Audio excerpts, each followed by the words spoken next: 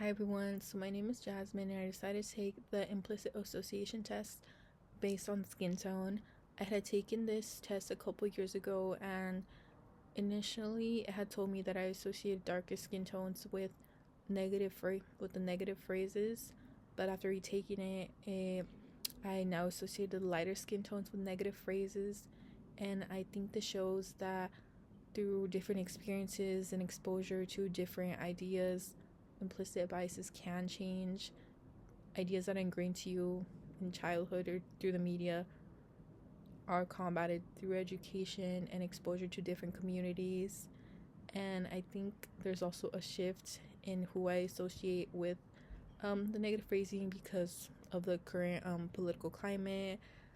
There's a lot of hate that's coming towards the Hispanic community or just immigrants in general from this specific group of people, and I think that's where my bias stems from. This could potentially impact my clinical practice by not knowing how to not generalize his feelings onto that community as a whole.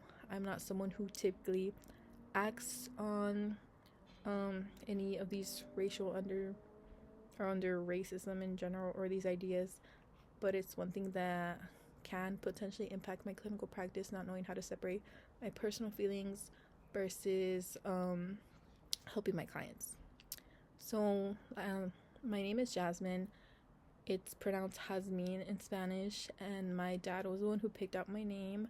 He got it from the song that was released, I believe, in 1985 called El Jasmine, and he named me after it. And I don't know, I think it's funny that well, I think he did it intentionally, but the song mentions that they planted a jasmine, which is a flower, and it bloomed in April, and I was born in April, so it kind of coordinates perfectly.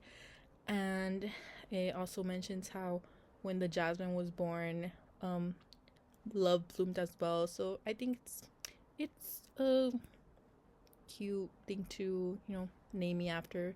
So I don't have any nicknames, but yeah, so that's the context on my name.